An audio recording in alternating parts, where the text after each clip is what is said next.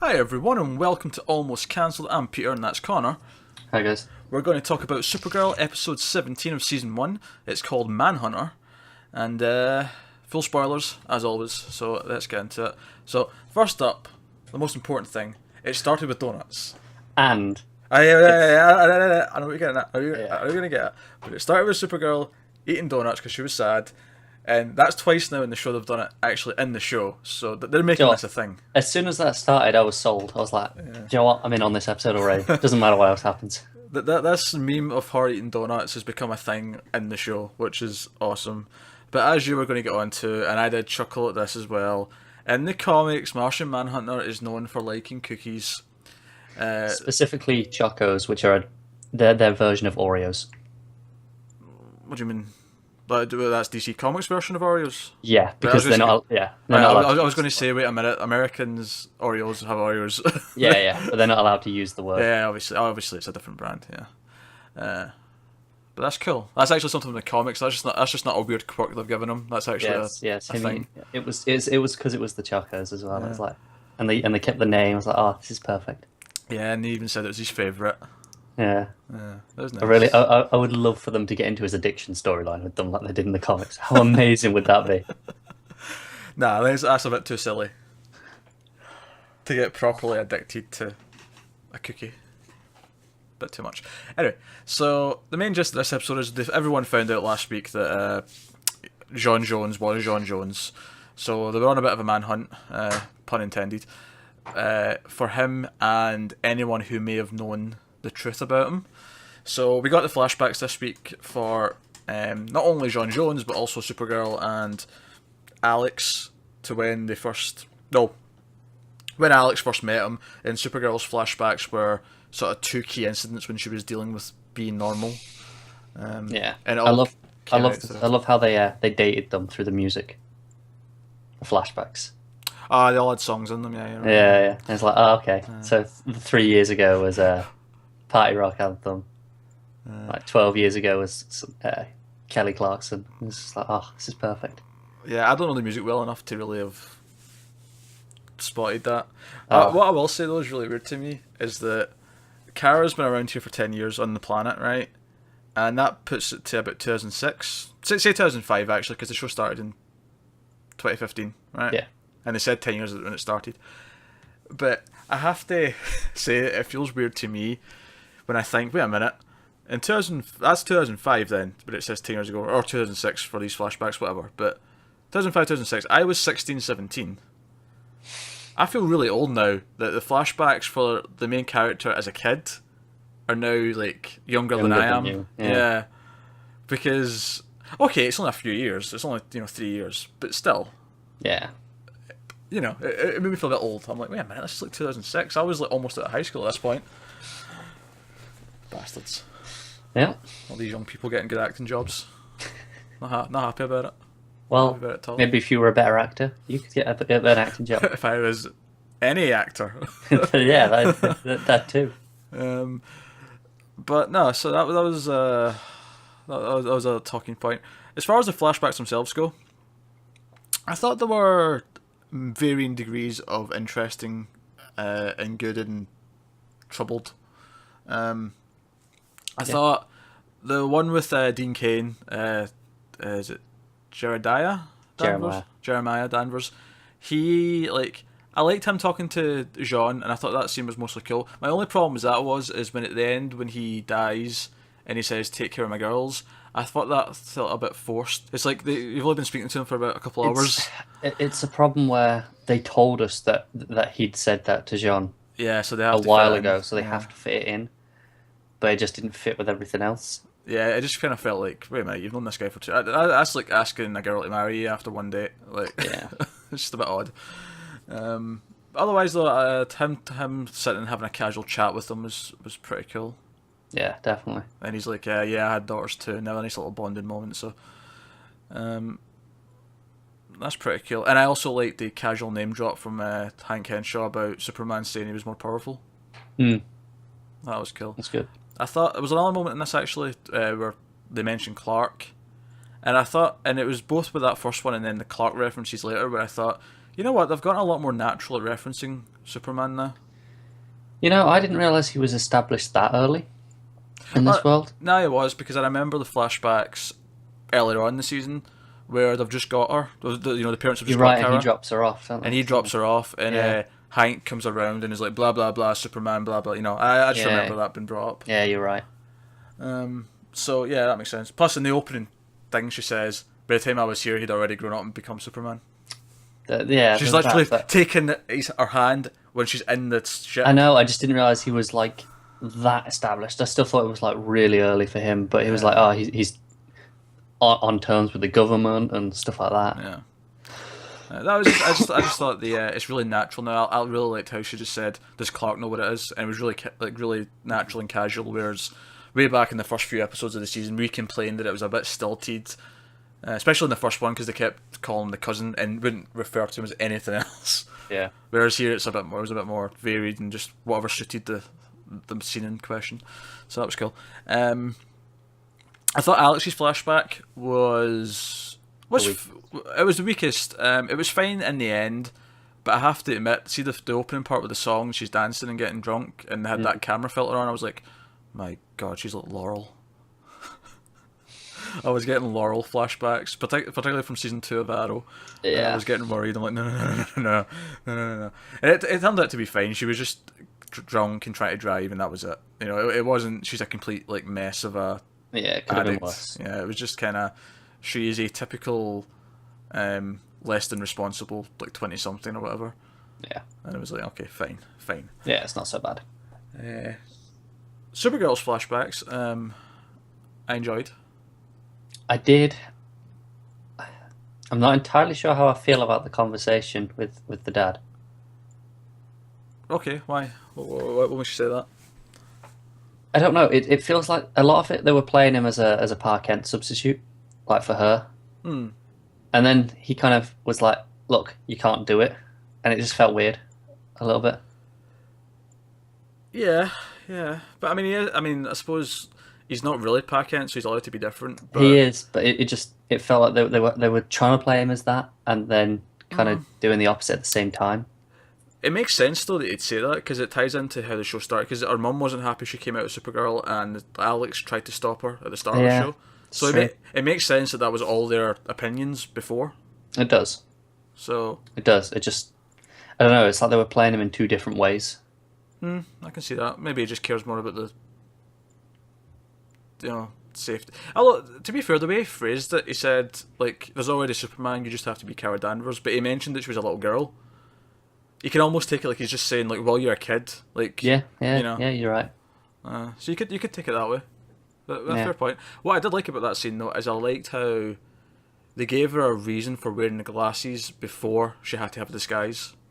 Yeah, it was nice. It was a nice touch. Was. So that was cool. But no, I liked that for the most part. All the present day stuff was kind of a mixed bag, really. Yeah, I'll agree with that. Mainly because, as per usual, usually everything with Supergirl, I really quite like her reactions to things, and I like the moment where she's to that new not new, but the agent who we're starting to get to know a bit more, because she's just always around. She's always the one to talk to when they're asking for something, and she's like, "Let me listen to the thing," and she acts like a a rule following little biatch. But then it turns out she's just saying that for the people listening. She's left the headset. It was a nice little moment, and it was good. A couple of things like that. I'll tell you what my biggest problem was with the present stuff, and it's going to be a problem going forward. Too much Lucy. See at the end when she said, "Oh, the new head of the DAO is you." I'm like, "Oh no!" It's like, more screen time for this bitch. More Why? screen time. I really don't like Lucy that much. See when they brought her in Supergirl, let her know who she was. Again, I actually kind of liked how casual she just sort of opened the shirt and it was there, and she was buttoning it up later. I'm enjoying how they're making it less of a bullshit thing. Yeah. It's like, no, it's really under there the whole time. I still, and I've always had this problem with Superman, I still don't quite buy where the cape is in all this. It's the skirt for her. I just don't buy where that skirt is. The cape as well, she has both then. She's got a double problem, but But I'm enjoying how they're handling that. But yeah, when she tells her, I was like, okay, and then she helps her. I'm like, fine, fine, fine, fine. But when she says at the end, okay, you're the new head of the DEO, I'm like, oh. Now the bright side is that you know this is just until Hank's back or John's back and he's trusted again. Do you know what the annoying thing is, though? Given that this is episode, 17, I feel like this could last the rest of the season. Oh yeah, no, I think it'll last the rest of the season. But And my concern is that it'll get to the end of the season and they realise they don't have a role for Lucy next season. So Hank will say, no, you've been doing a good job. You stay doing this and I'll just be another agent. My hope would be that either she's not going to be a thing next season, like they're not going to have the actress back for whatever reason.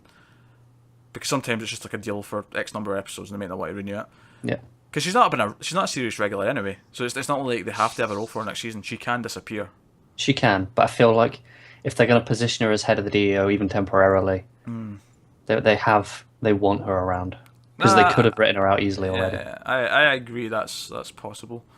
And I have a hard time buying on that stupid hat. I think she looks like a kid cosplaying when she's wearing an army uniform. Yeah, I know what you mean. Like, it feels like you're not. It just doesn't quite fit her, does it? No, you're not a soldier. You're someone who's like cosplaying. Yeah. But my other hope though is that because they're actually going to have her be a main character, they might actually make her not as bad. Yeah, they might actually develop her. Yeah, she might get some development, and she might not be as a kind of annoying and naggy she's been. Yeah. Because even as soon as she revealed Supergirl revealed who she was. And she immediately went, oh, it all makes sense. I just didn't want to see that. I'm like, oh my god, shut up, go away. I want no part of this. Every time she opens her mouth, it's just like, oh, next line, please. Yeah, I don't think it's necessarily the actress's fault. I think it's how she's. Yeah, it's just that character in general. Yeah, she's there to be the annoying, like, love block kind of thing. Yeah, and that was kind of her whole purpose.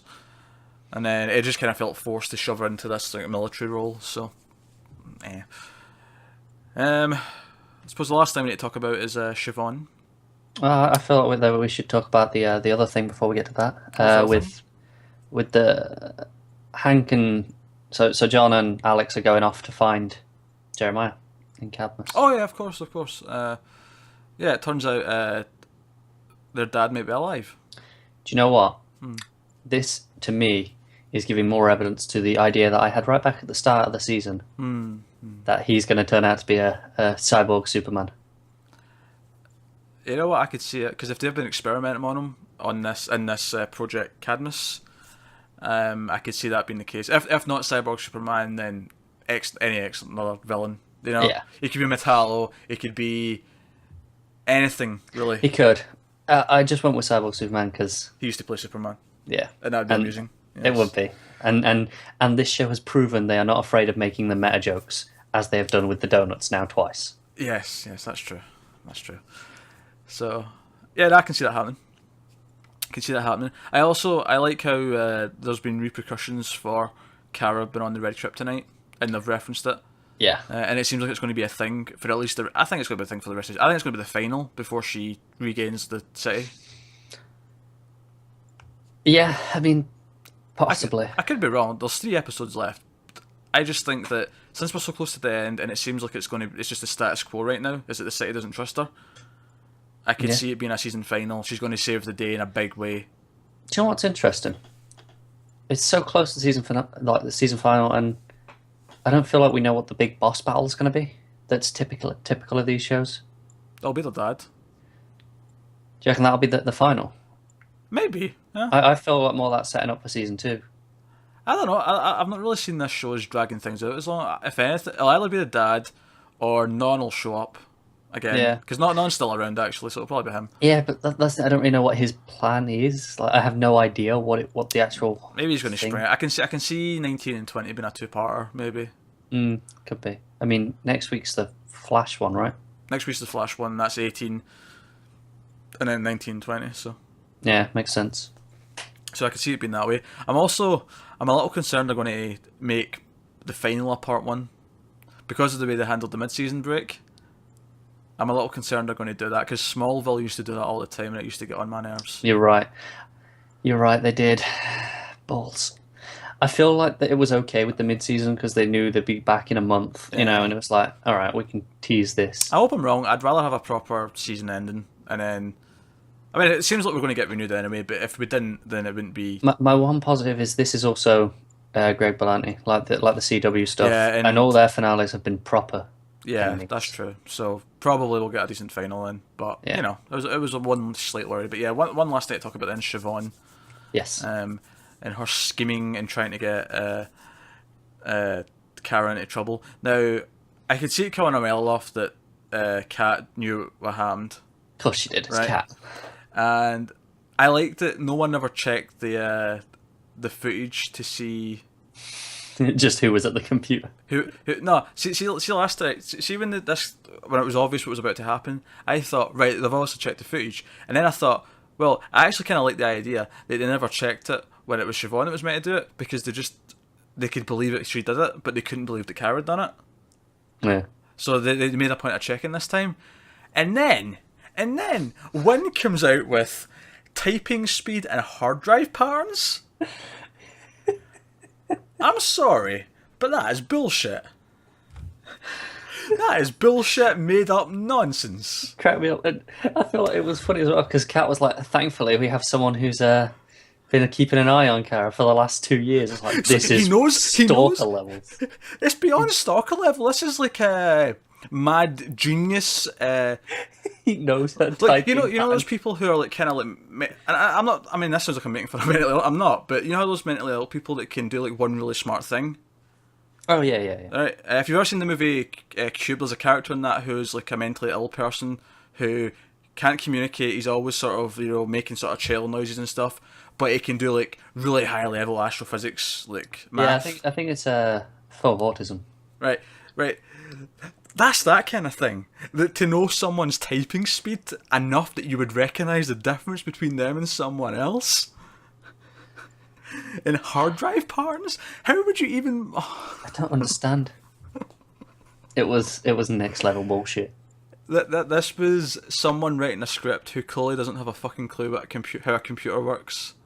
Instead of literally looking at the tapes. It's because they needed Win to be the one to bring it up.